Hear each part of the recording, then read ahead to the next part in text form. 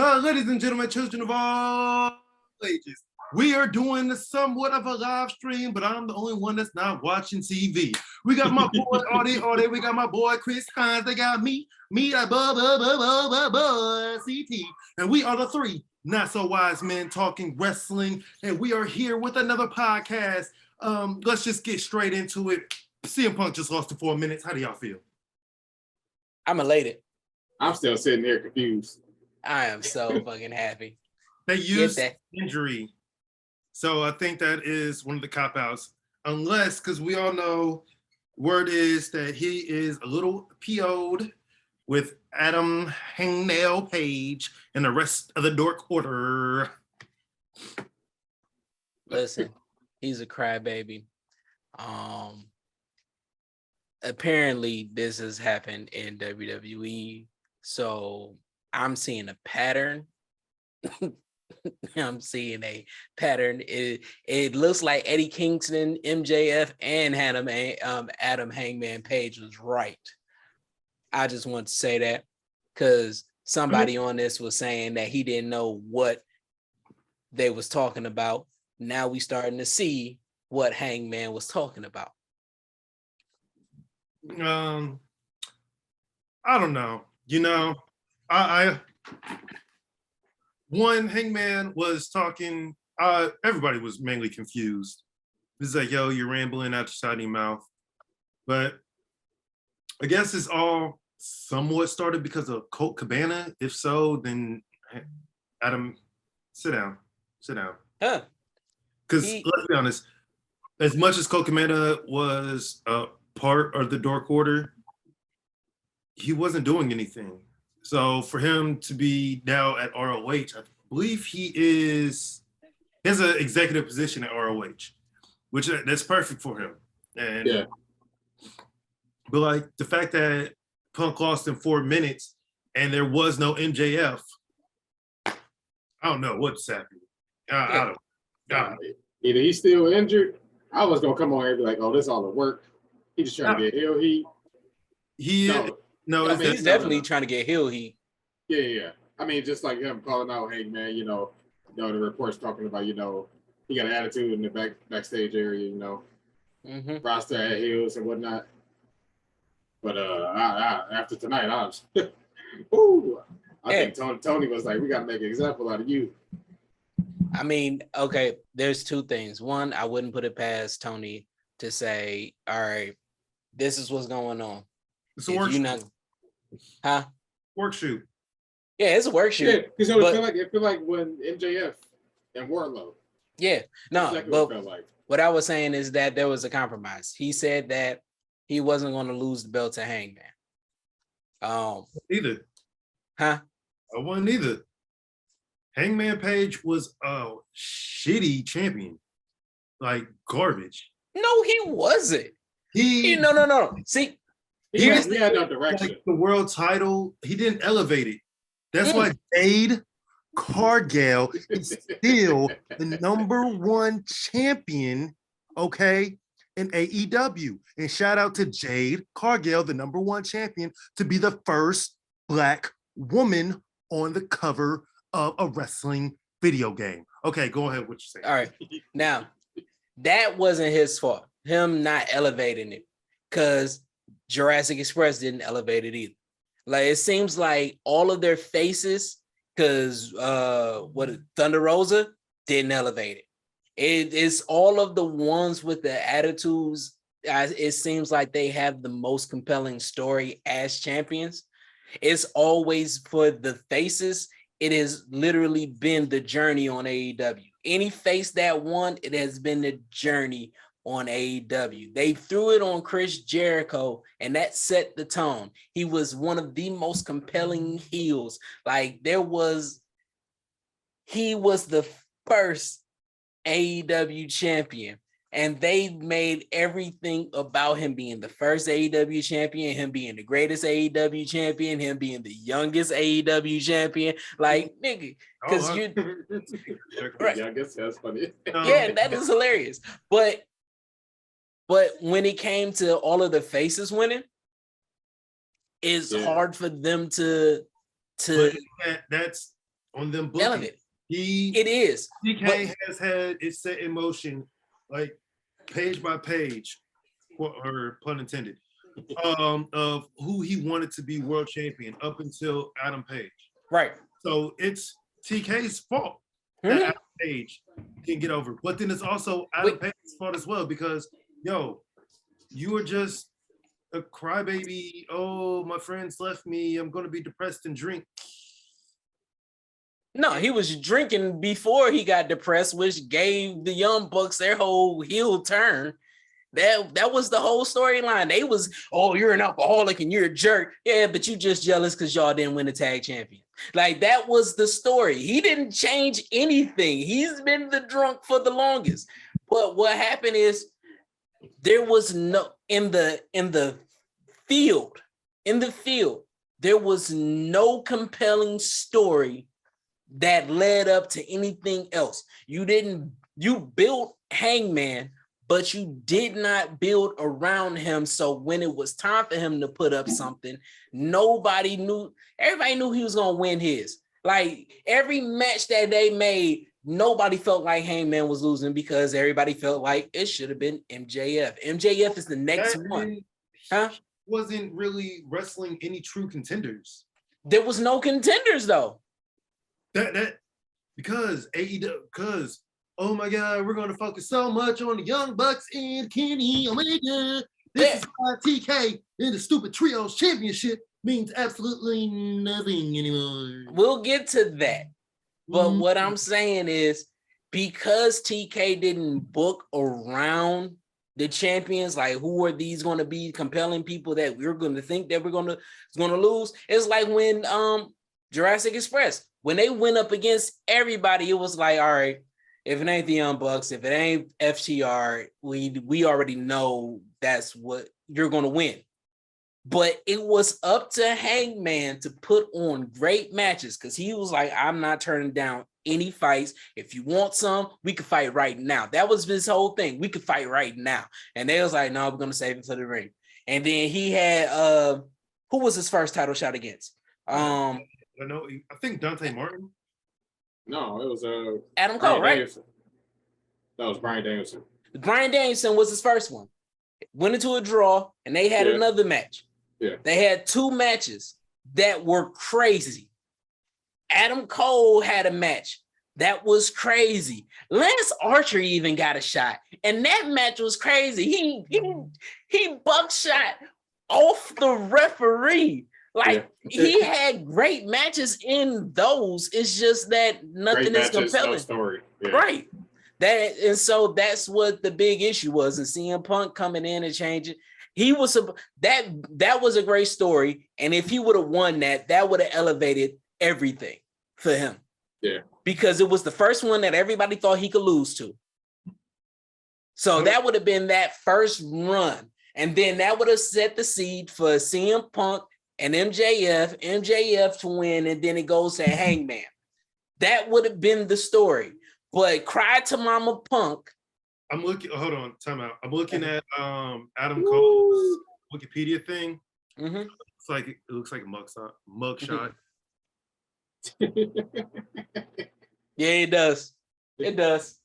But Hank, he's a Cancer. Yeah. But him doing that, him saying that he wasn't going to lose, put a kibosh to Hangman Adam Page. If he would have been gracious and said, all right, I'll give it up to this guy, it would have been, that win would have made that a solidified story that went with. I think him and Adam Page were ever going to wrestle each other for a rematch. No, it wasn't. No, that's what I'm saying. Him saying that he was, because I think originally the plan was that he was going to lose. CM Punk was going to lose. And he said, I don't think that. No, me either. So why in the world? CM Punk had just came back and he was rolling on a high. He definitely wasn't going to fucking lose.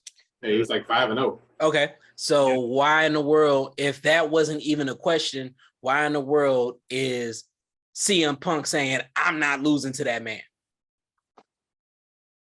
Because because he was supposed to lose, and he was like, "I'm not going to lose to this guy." No, because that could be politics, but honestly, I don't think that's the case. Just because of the same simple fact that Adam Page, again, hasn't been built as a credible champion. And Adam Page hasn't been built as a credible champion because he did not have a story that built up to anything. That was a story that was supposed to solidify him, but Punk buried him. I mean, some people need to be buried. You sounding like a hater right now. No, because not a big Adam Page fan. Not. And I swear to you, you can ask Chris. I was like you from the very beginning. I couldn't stand that guy. But the story, the journey that he had, it was like, all right. For him winning the tag teams with Kenny up until they split and then his championship match. Yeah, he was so over. He was over. And then it got to I wasn't even the biggest Page fan. But all right. And I was right there with him. All right. Well, let's skip this real quick. Not really skip it. Put a pin in it. Let's talk about something that has just been floating through wrestling business, and we're going to be talking about injuries. Gigi Dolan got injured. They're out of the women's tag. That one hurt Monday. I just for a brief second, I'm gonna let you finish. I want to give you a round of applause because you said that they were going to be called up. They should be called up to be in a title match, and that would solidify them. They were going to have that happen. This injury stopped it. Now, even with this injury stopping it, I think that now this story has gotten way more compelling because when Gigi comes back, we should have been the champions. And now you got a storyline for them when you call them up. Hopefully. And then we have another injury from the AEW side that was just announced. Thunder Rosa, she was injured, so she had to relinquish the title. And at All Out, there would be an interim title match between Toni Storm and Dr. BMB Britt Baker. That should be a good match, but I'm just... No, it's a four-way. It is? Yeah. It's Britt Baker, Toni Storm, Jamie Hayter, and Hikaru Shida. Oh. I don't know where Shida came from, but I'm for it. Yeah. I don't know. Like, let's just... Injury bugs, like monkeypox and COVID. They just need to go away. Why couldn't they do that for Punk? Good happens. Injury happens. Why couldn't they do that for Punk? Give up that belt. Well, it's still an interim championship. Yeah, it's still an interim championship. Unfortunately. God damn it. Remember the old days where like if you couldn't compete for 30 days, you had to give up your title? Yeah, but I like having an interim thing because it gives it more of a UFC type of sports. Yeah. I feel like it's been too many, in my opinion. I feel like if you are going to be injured, not everybody should get this treatment, but there are a couple of wrestlers that should get the Stone Cold treatment that if they get injured after they win the belt, they should just do promos for everything that is going on. Like if it's an injury and they could walk or something like that, like Stone Cold had the fucking spinal injury and he did promo for 6 to 8 months with Vince, like, and it built a story for all of that. And he didn't do no wrestling. And when I heard that, I looked back in my life and was like, yeah, he did wrestle during that time. And then he just went over. Yeah. But DMD made a little had a promo at the end of her match, and she was like, yo, I wrestle with a broken wrist. She did. And Thunder Rosa can't wrestle with I don't know what her injury is. It's not important. But that's just another good storyline that keeps going with Thunder Rosa and Britt. But during that match, do we see Jamie Hayter win, or does that start the beef between her and Britt Baker? One can only hope. Like I would think that the Britt Baker and Jamie Hayter thing, if she wins, it creates jealousy within it, and she could be the interim champion. I feel like if Britt Baker wins, that interim championship is going to be hers when they get undisputed, right? I just want Jamie Hayter to win. But if Jamie Hayter wins, it creates a more compelling storyline of leading all the way up to the championship, which she could either win and it caused jealousy between her and Britt Baker, or Britt in the middle of that match cost her the championship. Well, because that's the most matches like this goes. It's like, oh, they're working together. Then all of a sudden, one person, which I can definitely see them working together the whole match. And then the end of it, Jamie's going for the pin. Britt hits her, takes the spin, and then that starts it as well. Or Britt does what MJF does. Warlow, no, move. It's my win. Because he did that a couple of times too. Jamie Hayter isn't under that type of contract. I know, but I can see it happening in quite a few ways. But I honestly want it to be a jealousy thing because I think that Jamie Hayter is a wrestling nut and Britt is a wrestling nut, and I can see the women having a Bret Owen type match, and I can see them throwing in stuff like that because they are wrestling nuts. So I would love to see that type of match where it's a jealousy thing instead of it just being an outright betrayal in this match. I think there should be a cost at a championship level. Oh, smokes. What? So I just looked this up. So Clash at the Castle is on Saturday. All Out's on Sunday. Yep. Hold on. NXT. Yep. Collide is on Sunday too. Yeah. Yep, that's I think they're doing that also in Europe. And that I believe they are basically intertwining all the titles that they have. So they'll do NXT Europe.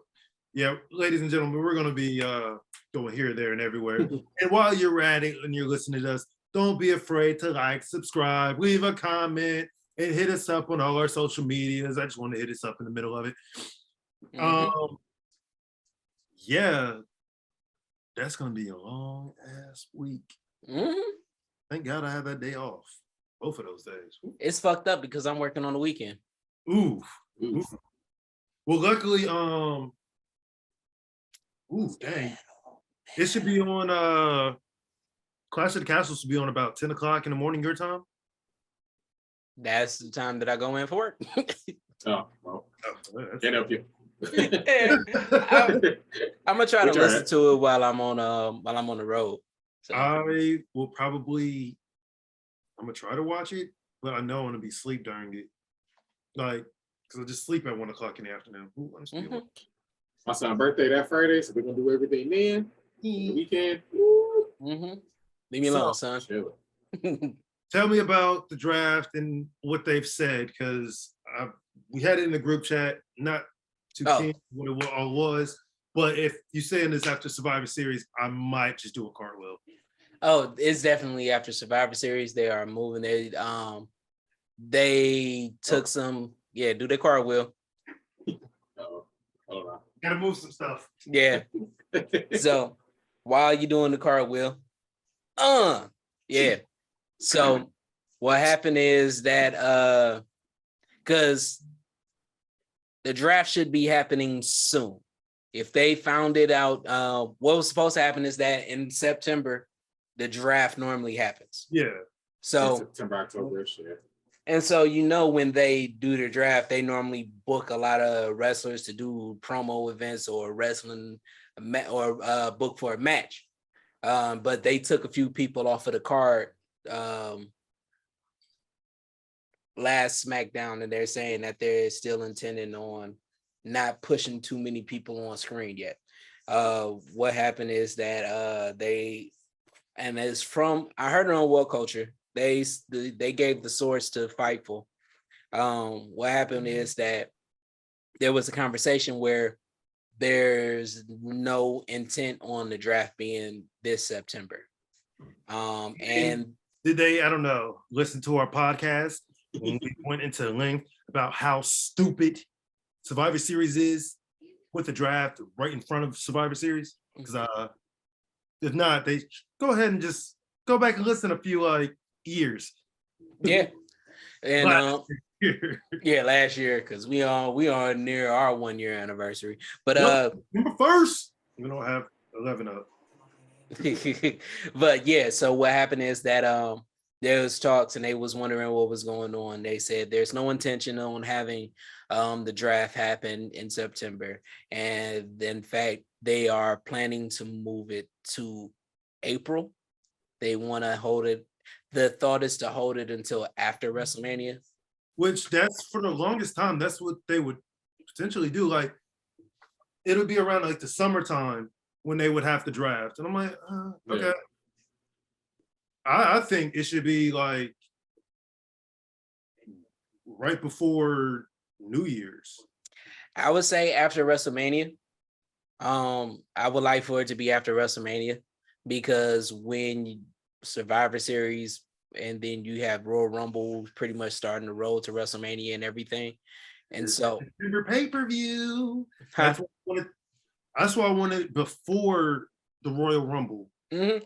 But if you got the thing is that the thought is with the stories that are going from that they plan from SummerSlam, Survivor Series, Royal Rumble, and everything that's leading up to WrestleMania, they don't want to change out too many people and then stories get complicated or whatever. Or, because if they're going to keep the brands separated, you don't want to do, I'm going to have, I'm going to separate the tag teams. And then, I'm trying to create a tag team story. So now they're still jumping from Raw and SmackDown. What they want to do is to exhaust all of their stories and then start fresh. The Royal Rumble is the freshest time to start because you have everybody in there. Everybody's trying to situate themselves for the world title shot. And through the Royal Rumble, you can create new storylines. That's my thought process on why they should do it in December, like January, because I think they still want to do day one as review. Mm-hmm. Like, I think that fresh matches. I think that anything that they do as far as if it's after Royal Rumble, I think that if there was a Royal Rumble like that, they should add an incentive other than the championship. No, that's what they should do with Survivor Series.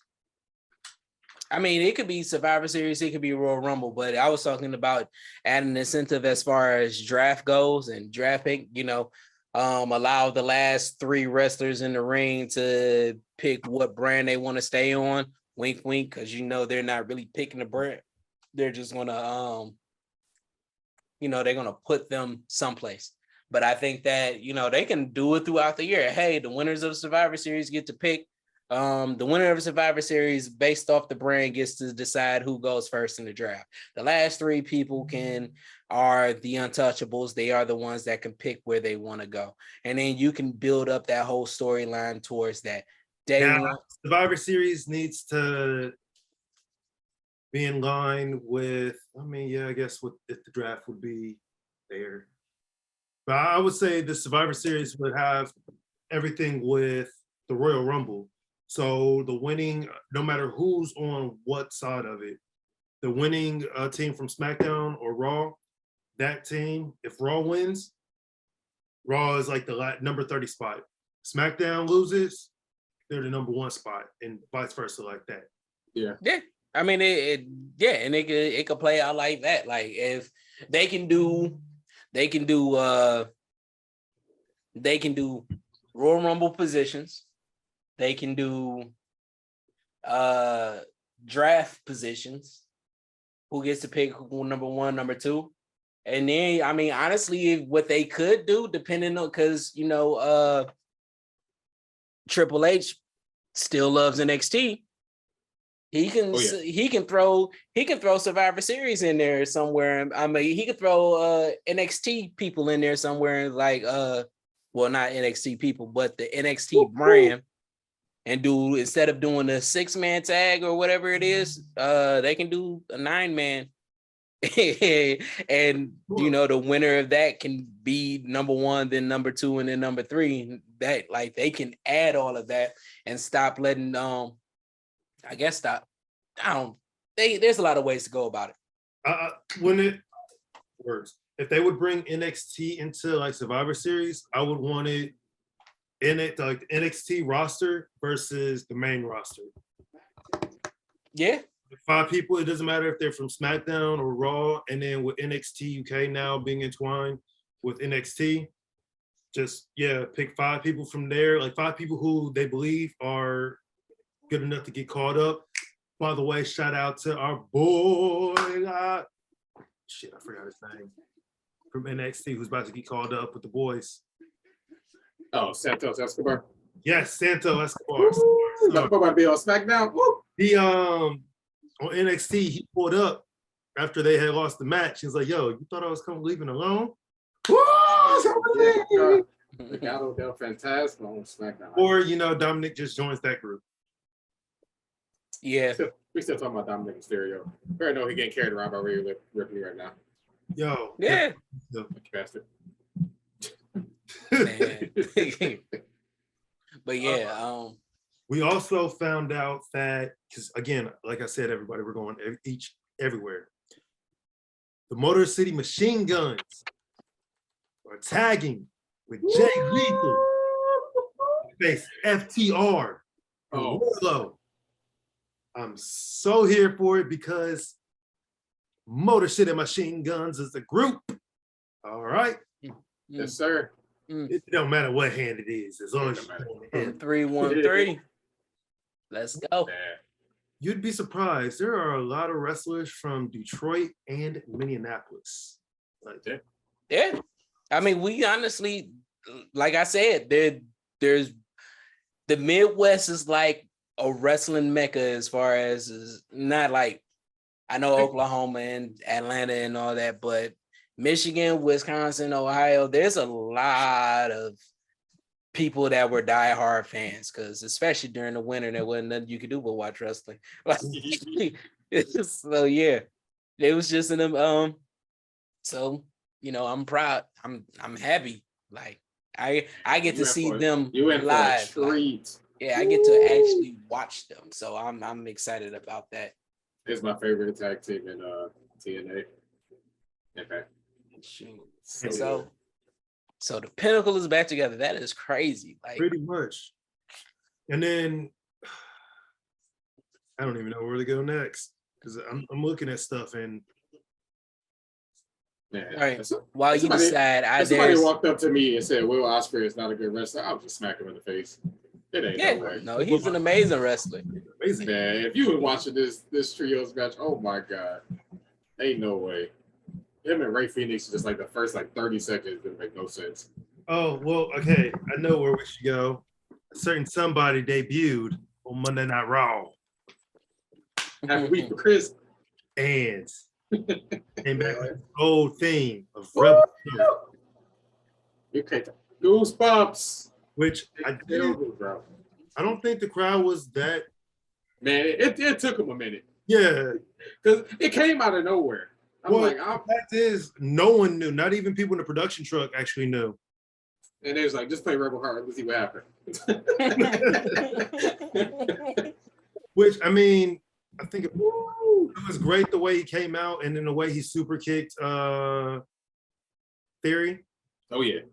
But it would have just been so much better if it would have happened during the Miz and Ciampa match. Which literally happened right before this happened. All of a sudden, and then him and Ciampa could just stare at each other, because Gargano and Ciampa are just like Sami Zayn and Kevin Owens. You put those two together, they're great. You Magic. Face each other, they're great. Magic. Mm-hmm. Do you think that Sami Zayn and KO are going to come together and defeat the Usos for the tag team championships? Please. Yeah, I think that's happening, especially since there was a rumor that WWE wanted to get KO, Sami Zayn, and Chris Jericho together because there was talks that they was trying to. Order. That was the conversation. There was a rumor that they was trying to they was talking to a former champion trying to buy them out of their contract so they can get to WWE. And Chris and then somebody on Twitter said that I wish that Sami Zayn, Kevin Owens and Chris Jericho had got together to do to like win tag team world championships or whatever. And then Chris Jericho tweeted, yeah, WWE wanted that too. They wanted it sooner than later. Hashtag tampering.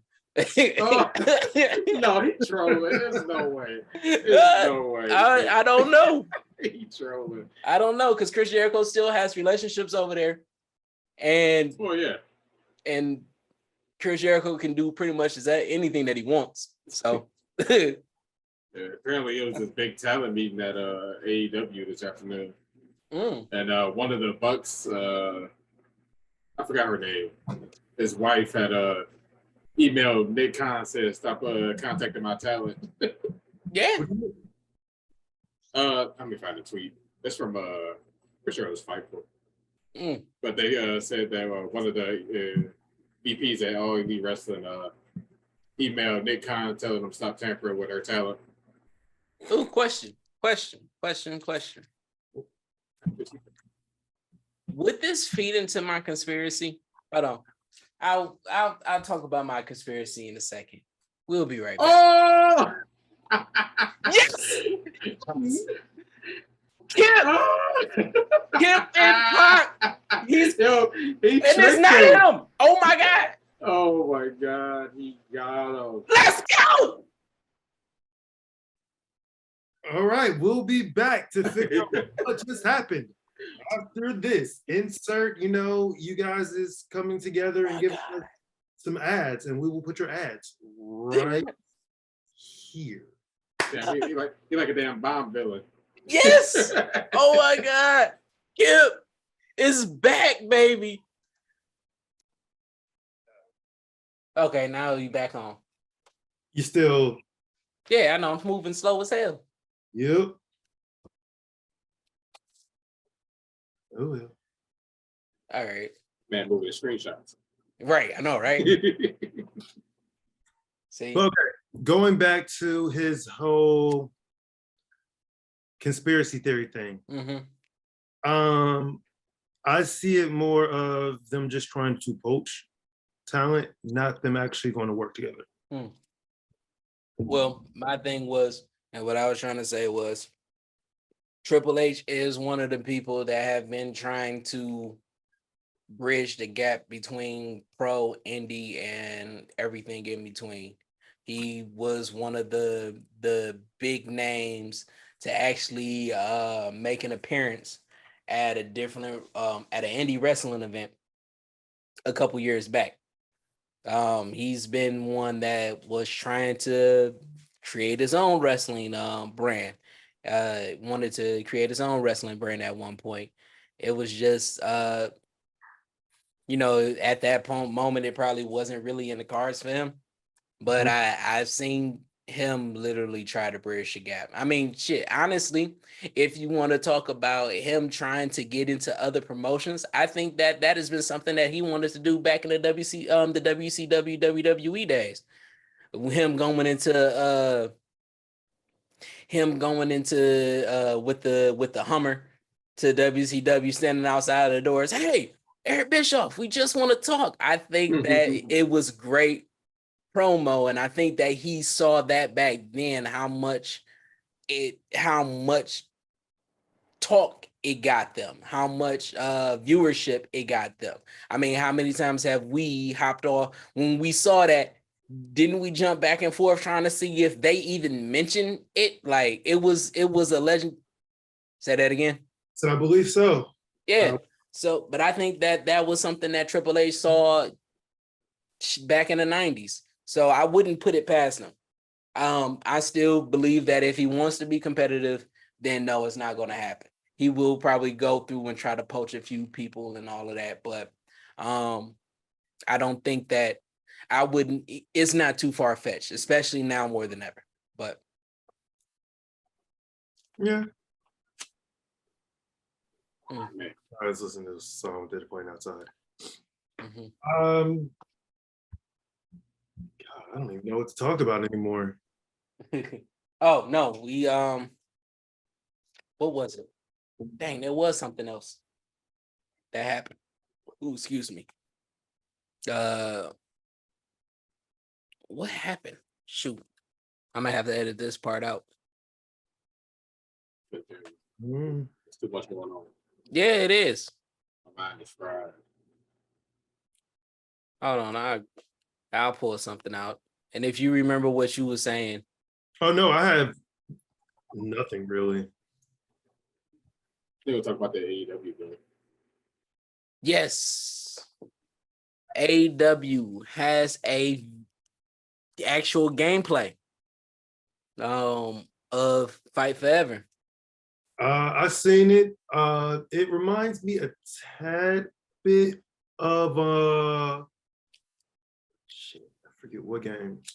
Because it's like none of the guys are like accurate to size, I guess. Mm-hmm.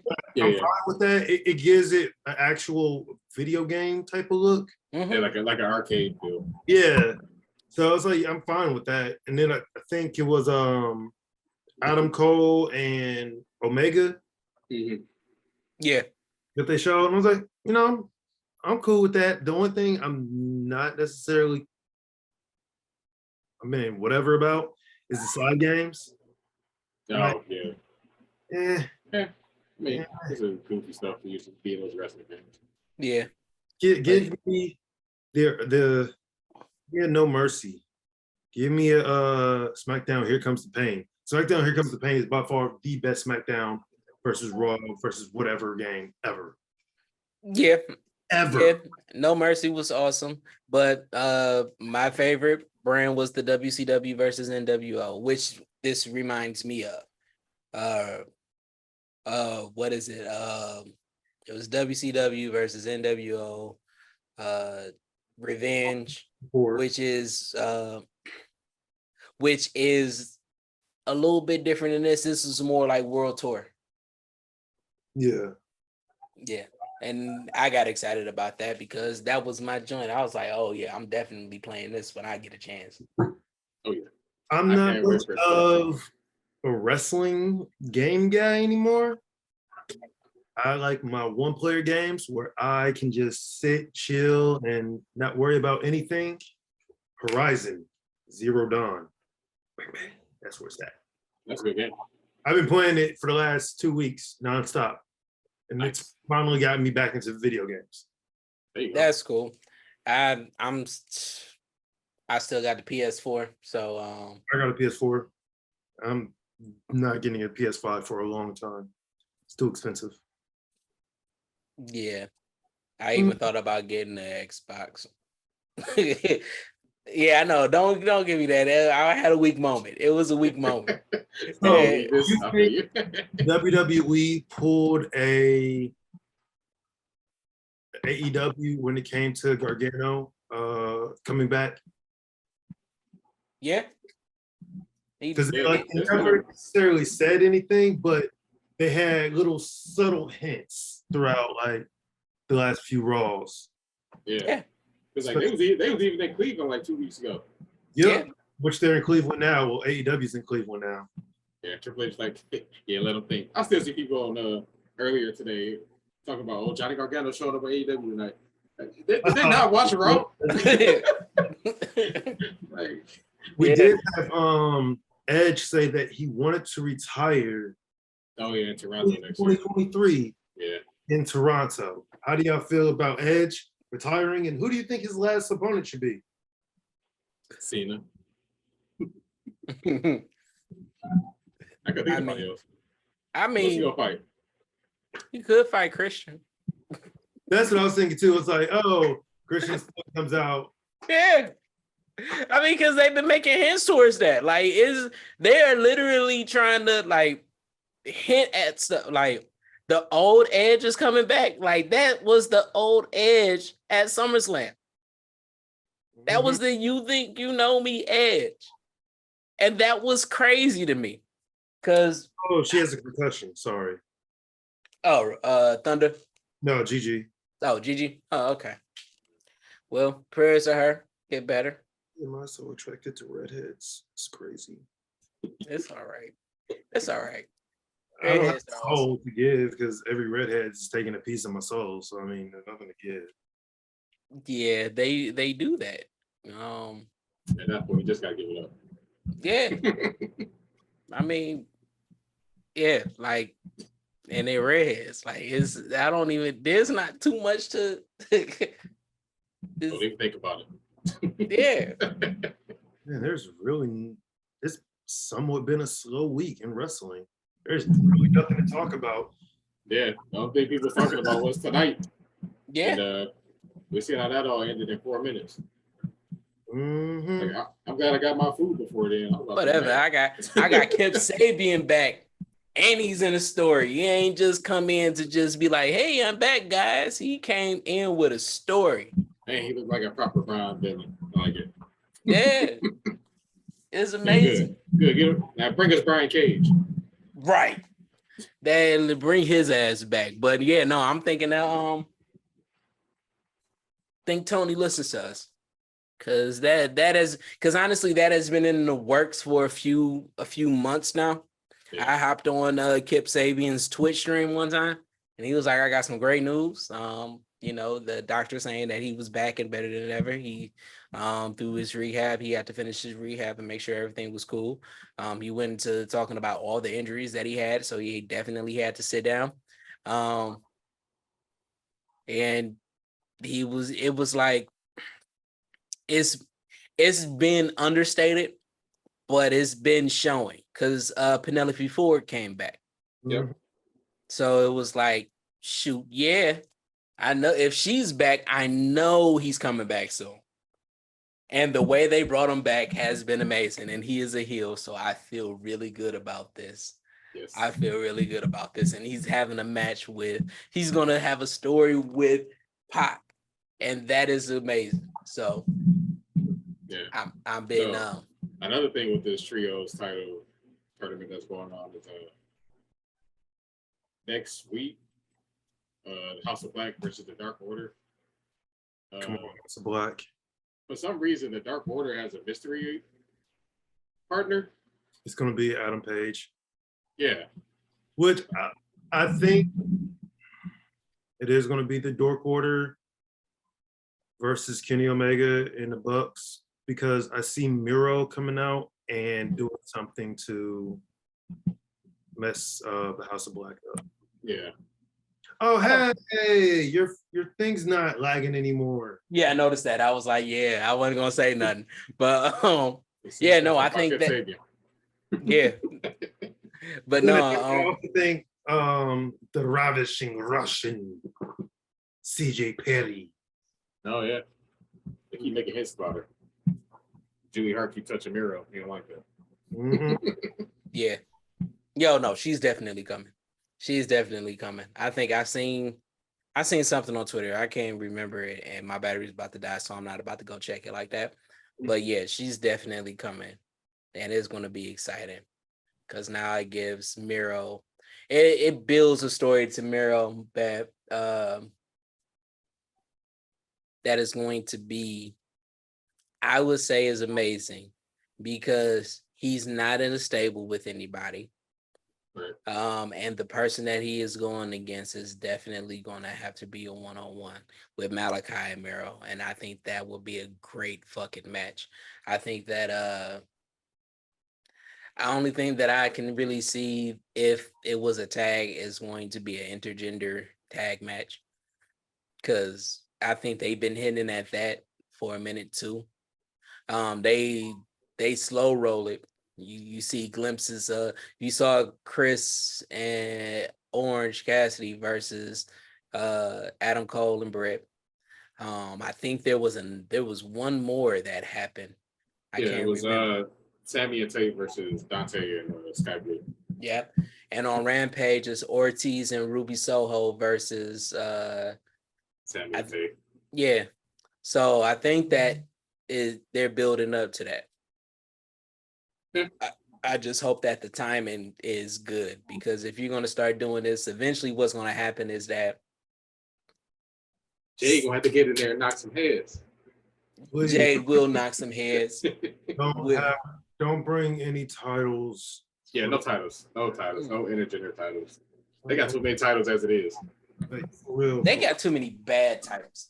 Like, no, I mean, and I don't mean that in like, there's no validity behind any of these titles. The timing is off for the trios.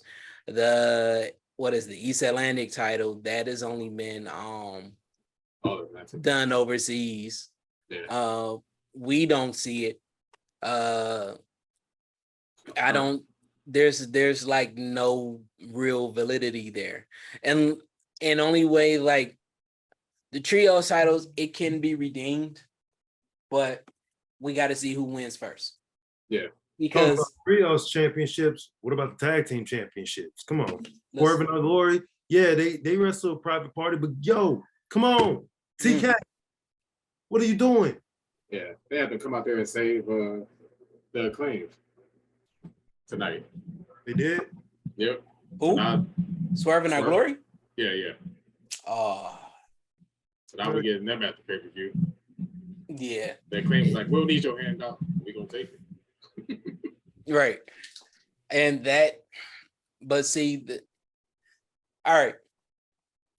The thing that has been great about AEW, with them being able to build stories, compelling stories without a title being involved, is also a detriment to them, because everybody's been so consumed by one storyline or the other storyline that nobody has built themselves up as possible champions. Like, even with Wardlow doing what he's doing, he became champion. Great. Who was really doing anything to make anybody believe that Wardlow's spot can be taken? I forgot he was champion. That's what I'm saying. There's only one team that is going to be seen as beating Swerve and Our Glory. It is not the Young Bucks. FTR is going to, championships. Now we got Moxley as the undisputed champion. Who have they built up to be a possible winner of that? Is going to be Chris Jericho? Like, you with Daniel Bryan. That's what I'm saying. Like, there's nobody that is building a reputation or building themselves up into, I could be champion. They got great stories, but it's like, after the great story, what's next? And that has been the question that I think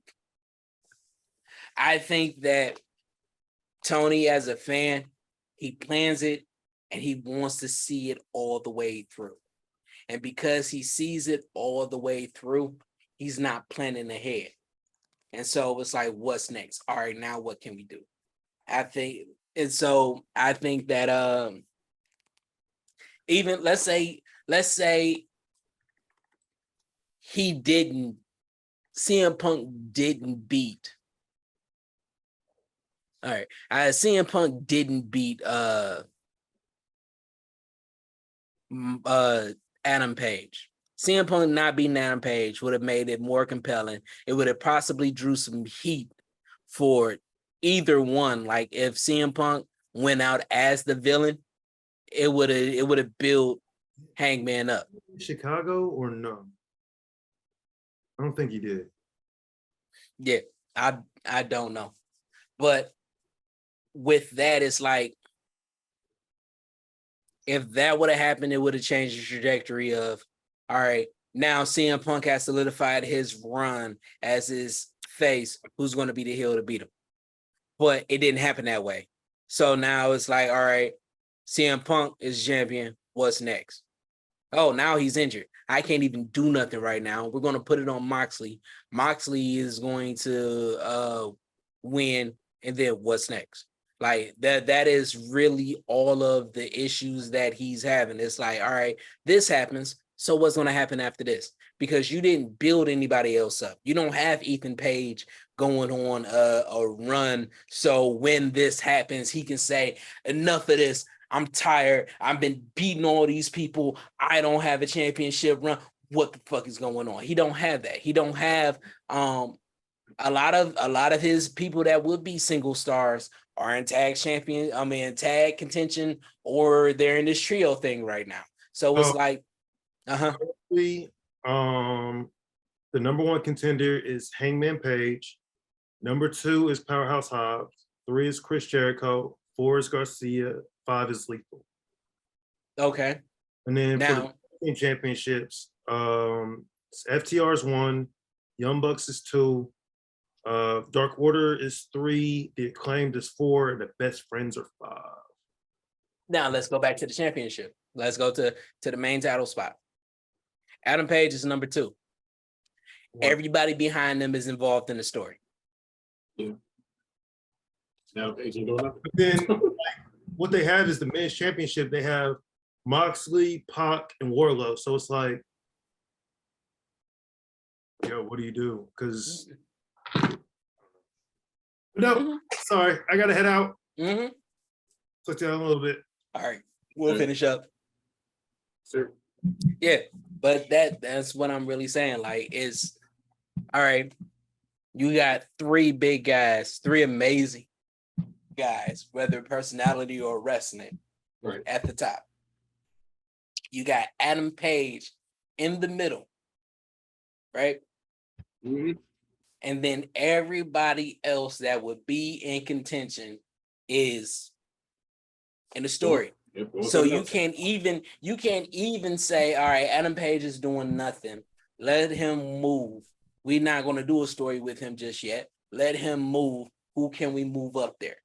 Can't do Chris Jericho. He's beefing with I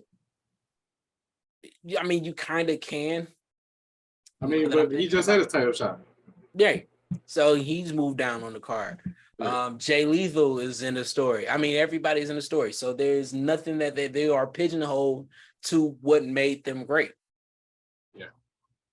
Then, so I think that they can start building up contenders. They got to. And they got to start gearing some of their story towards the championship. Yeah. Like, even though they got it's like they're building a story, but the story has nothing to do with the champion. Right. They'll be winning, and then they get a wrench thrown, and now it's Blackpool Combat Society versus Chris Jericho and the JAS. Like, yeah, it's a lovely place. So I think that one of the things that they got to do, I mean, you can't even throw Samoa Joe into the situation because I was just thinking that. like Samoa Joe ain't he still Ring of Honor champion? TD champ. Yeah. Claudio's the world champion. Yeah. He in the Combat Club. Mm-hmm. No. So you can't even get Chris Jericho to beef with Claudio and say, hey, I'm going for that championship, which would make that compelling. Since I couldn't beat Mox. Yeah, no. Yeah, no. Yeah, so it's like, what do you do? They can start building somebody for Wardlow. He gonna hold the title. It's only one person I can think of that I would want to take it off of. Who? The chairman.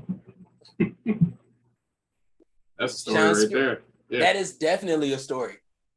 And that can be the buildup. Like, that could be the whole thing of them coming for that championship. And honestly, if Wardlow wins that, like, you can have Wardlow win. But if Wardlow win, it would honestly feel like this championship is solidified now because they're not taking it off of one and then just throwing it on the other and then throwing it back on the one and then throwing it on somebody else and then throwing it back on the one. Like, then that's what happened with that TV title. It literally was jumping from everybody to, let's give you a shot. Let's see who can do it. Oh, nope. Let's bring it back to Cody. Oh, no. We're going to throw it to Sammy. Yeah. Oh, no. Let's go back to Cody. No, we're going to do Sammy again. Oh, Sammy gone. Cody on. Damn. Now we got thrown on Scorpio. Scorpio loses and then get it back. And then it's like, man, listen, y'all need to stop. Yeah. It's like, and y'all got a nice size roster. They start building champions like Mox. Yeah. And it's like, if you in your roster is young, like you got a lot of young roster members. So if you can start building up a person one way and you see that it's not working, it can change. Mm-hmm. Give them 2 weeks of not being on screen, come back, different revamp thing, and not too much of a change, but that little subtle change to turn the face the heel. Let them figure it out. And I know that and this is actually hurting contract talks. Yeah, I see that. Because you're saying, hey, we got all of these big names, but your ratings are going down. And I think, and honestly, and this goes back to CM Punk, I think that it was meant for Hangman to win, because if that would have happened, that would have put a shock to the entire thing. So what could happen next? Because everybody was like, oh yeah, it's going to be it's going to be CM Punk. It's going to be CM Punk. Hangman would have won that. Yeah. Hangman probably would still been there and world champ by now. Hangman turned heel in that situation too. All of this would have been like par for the course. Yeah. And it would have worked. And you could have said, let me lose to him the first time, but I want 50-50 booking since you're that big of a person, and I will lose it to somebody else. Me and him, we got beef. I know that the company is this. So since you got the company is this, let me lose this one time. Give me 2-3 weeks. Let me win again. Or he would have got injured. I lost this time. I got injured. Now that I'm back, let me get it. Let me get it at all out. And then when I win it again, I can lose to Moxley in 4 minutes. Yeah. Because then what would have happened is that Moxley would have been on this run as a person that wasn't winning a championship.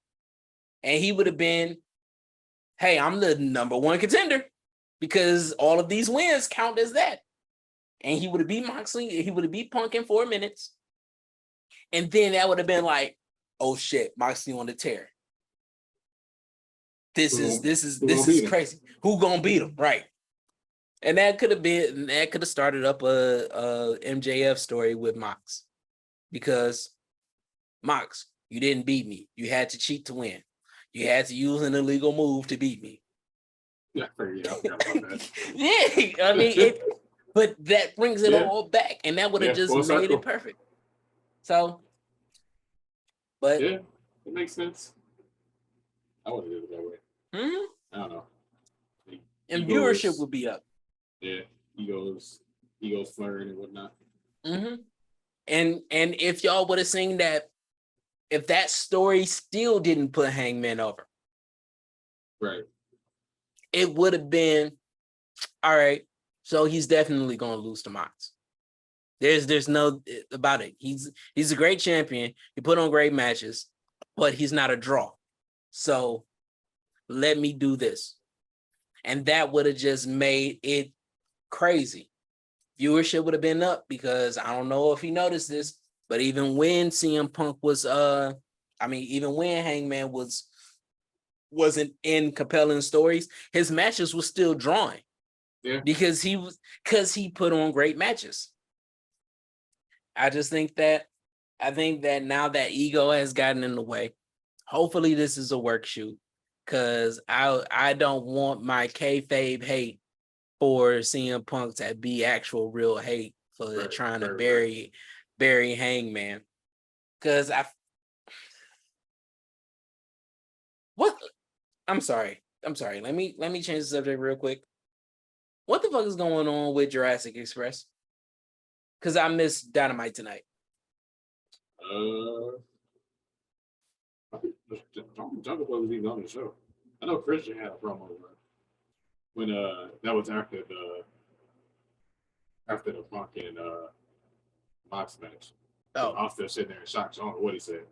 Okay, yeah, because that's the thing. Because we got that story going on, and don't nobody know what's going on, and it seems like nobody cares. Yeah, I mean they got to match it all up. Yeah, but I think the bigger story is like what's going on with Luchasaurus thing. He being like this thing, like he didn't come out with Jungle Boy last week. It's just weird all around. Yeah, and I think that the thing that gave them the gift is the thing that is pigeonholing them.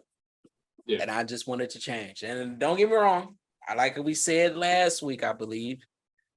We still like it. Like it's still entertaining. It's just that there's just a small frustration.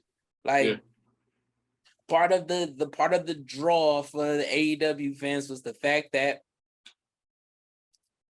it was entertaining. It wasn't sports entertainment. It was wrestling that was entertaining. Stories were entertaining. You can tell when it was wrestlers involved in what was going on. Right. You can tell like everybody had their own personalities and everything, and it seems like it became more controlled. Which I understand. You running a multi-million-dollar business, you want to make sure that everything goes off right. But I think that, again, I'm bringing this up, Tony has had too much on his plate dealing with everything, and that has gotten him some choppy stories. Like, continuity is a big thing, and because you're throwing so many things at once, it's like, you're seeing stories through, which is great. As a wrestling fan, that's great. We're seeing stories through. Even if the seeing it through was like, that didn't work out, so we're doing this. Like, even like with the Nightmare Society, just that and third. Like, they did destroy Chris Statlander. No, she's a girl who thinks she's an alien. She's not really an alien. So that kind of, I think that messed me up with her. Like, even though everybody knows that she's a woman acting like an alien, we buy into the fact of this is an alien, and Brandy messed that up. But and so she was in need of a change, right? And we seen her slowly change and everything, and it's just been this changed. This shit kind of just fell off. Like they forgot about it or something. Yeah, I mean, but they attached her to the best friends, right?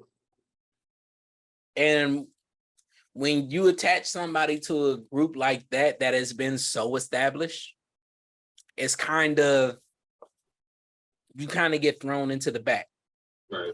Because even Willa Yuta wasn't even like really, you just replacing until he's kind of there, until so, the Trent came back, and so it was just like, you can't do that. Like one of the good things, and I know I'm everywhere right now, but one of the good things about Dark Order is that they came in as a group that we always are going to add to. So when you see new people joining there, you're like, oh, they just really, somebody else joined the Dark Order. Yeah. Like, and so it's just ridiculous. And I'm trying to see if there is anything else that has gone on in the wrestling world. Let me look at the text messages because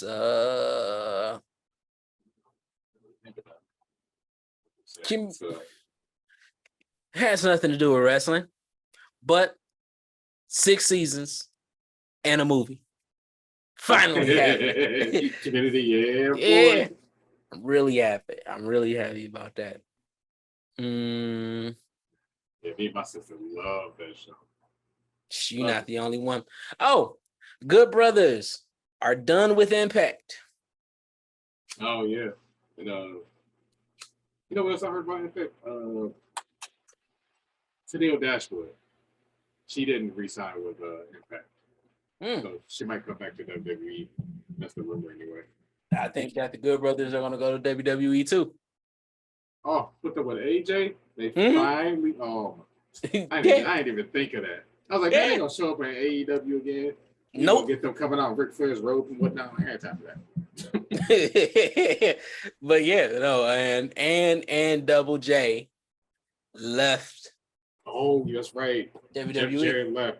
He was head of live events. And you know who replaced him? Who? Road Dogg. Oh, yeah. Yeah. He got his job. That's crazy. Yeah. Aren't they related or something? I don't think so. No. I know Road Dogg is related to one of the refs. Yeah, no. Road Dogg is from a wrestling family, and I can't remember the wrestling family. Jeff Jarrett is from a wrestling family. I think it's Armstrong. Scott Armstrong.